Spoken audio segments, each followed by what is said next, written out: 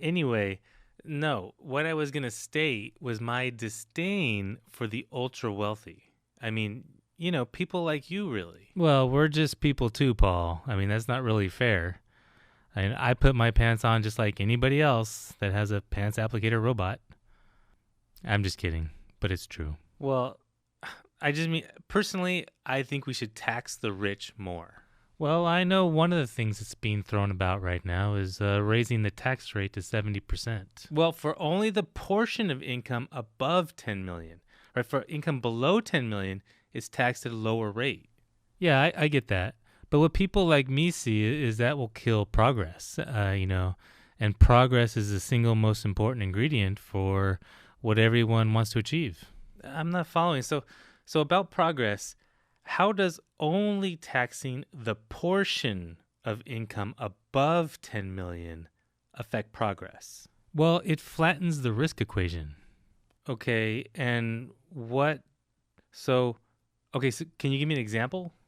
Um,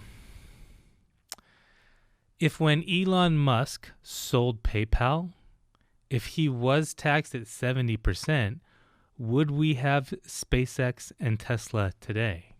Right? He used most of that money to start those. Uh, that's a good question. See, the free market's most important product is the winning product and the next winning product. So the best ideas of them all continually eating each other. Couldn't Elon? So let's say he was taxed at 70%. Why couldn't he have just taken out a loan? He could, but it would have been a different risk equation, right? So look, let's quantify Elon's money and call it 10, right, as a concept, something easy to visualize. Okay. So Elon is a smart guy. He has some crazy ideas, especially for someone that is not even in the field of cars or in the field of space or in a new field of electric cars or self-driving. But he has 10 money. And he says, look, I can risk 7 of this 10, and even if it fails, I still have 3, right? And that 3 will still be a great life for me and my family. So he rolls the dice. Okay. And let's not forget, when he rolls that dice, that 7, even if he fails, goes into thousands of people's pockets as wages, right? And buying materials. Right. I get that. So now let's look at a loan. So Elon was taxed at 70%, and now instead of having 10, he has 3 from the sale of PayPal. And so now he goes to take out a loan of 7 for his ideas. Now these are crazy ideas, right? Of somebody with no record in those industries. So right off the bat, it's a question if a bank would even give him a loan. Oh, right. But let's say they do. And of course, Elon is not 100% certain he can make these ideas happen. If he doesn't, which is more likely than not, what happens? Does he have to pay back the 7? Does he have to give up his 3 and lose his house and his car and be ruined? Okay. I see. So, yeah, that's totally different risk. You're right. There is no incentive to take risks. But what about the government backing him, right? That's possible. Sure, but why would they have, right? He was just a programmer that let you pay for junk on eBay, right? Essentially. That has nothing to do with rockets. It has nothing to do with cars. The government would not have picked Elon to their detriment. Look at NASA. Government-run agencies are not what you call movers and shakers. SpaceX can transform its products and mission much, much faster than NASA. And governments have always been horrible at picking winners, just look at Solandra. Yeah, okay. Yeah. I understand what you're saying. But, there's just so much good stuff that exists, and people can't partake in it equally. Well, that's a separate problem, right? That's a timing problem. See, every generation sees nothing but progress behind them. Life gets better and better, though, of course, at different rates around the world, but everything gets better. Okay. Look, 120 years ago, someone said we should close the patent office because there was nothing less to invent. Yeah, I've heard that. So if people thought 120 years ago was peak progress and they went to socialism then, we would likely not have Apple and Microsoft and Tesla and IBM because the riskable wealth would not have existed. But think about how much computers have helped people, right? In medical, in driving, testing, and communications. I mean, look, just being able to call for help anywhere on the planet is a huge improvement. Right. That's true. Car safety, the ability to develop new materials, safer materials, larger, more medical studies. Yeah, and learning, spreading knowledge. Yeah, right. Exactly. So everybody thinks that their time is the best time and that it's time to divvy up what is also the source of progress, which they don't realize.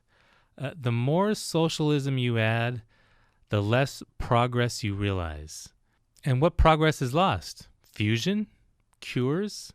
Who knows? Let's put it this way. If your country never needed fire departments, would you still have cancer? Yeah, I don't know. That's a weird way to look at it. I mean, that's like a double-edged sword, really. I mean, you probably have more fires, that's for sure. Well, it is a double-edged sword. And to your other point, without city fire departments, it could be that building would have just improved faster, right? Perhaps compressed earth blocks instead of wood, more cement or steel. Yeah. The road to hell is paved with good intentions. Just look at recycling, right? Many hands make light work. Right. But how much free time does the average person have in a day, right? Minus sleep, minus work, minus kids, minus food, all that. Yeah, not much. So your guy's solution was, hey, let's have every single person sort every piece of trash. Okay. Yeah. Well, that's when you say it that way, that sounds pretty stupid, I guess. So you got a brain surgeon who comes home from a 16-hour day, and before he goes to bed, he takes out the trash, and somebody pops up from behind the green bin and says, whoa, whoa, whoa, whoa, hey, crap for brains, a pizza box? You're right.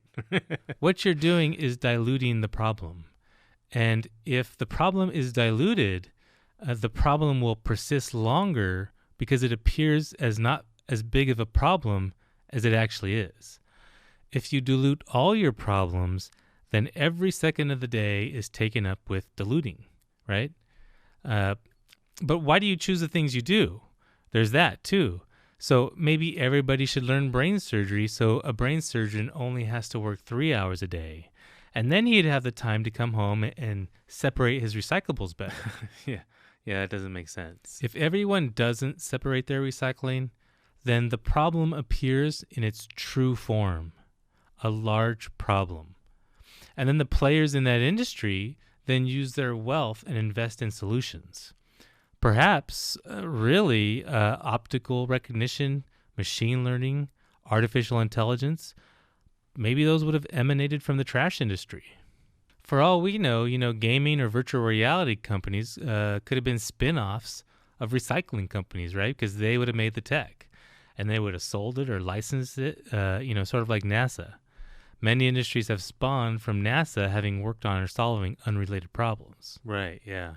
Diluting problems across millions of people's simple, non-work related manual labor is literally the worst solution one can implement. It's counterproductive, but for some reason it makes people feel good about themselves. Businesses are just systems designed for creating solutions.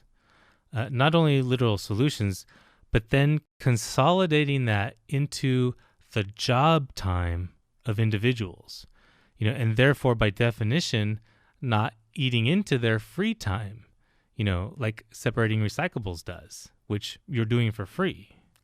Right. Yeah, we're working for free doing that. Yeah, you guys are suckers. Imagine if every business offloaded work to the entire population every day for free, right? No, we don't need to invent rakes, right? Everybody just pick up a few leaves every day. We don't need gardeners. No. We all have an extra 3 hours a week.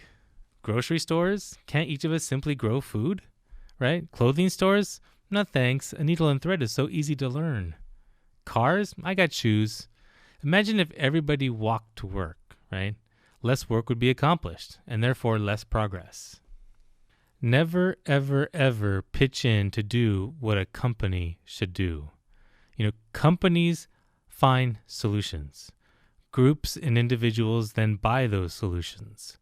Without that relationship, the individual would never have free time. Right? Businesses are the only entities that can create time. Huh. That's an interesting way to look at it, man. It's true. With businesses, you can live a life impossible to live without them, right? Because there wouldn't be enough time to do everything manually. It could be said businesses allow you to live 3 lives instead of just one. Huh.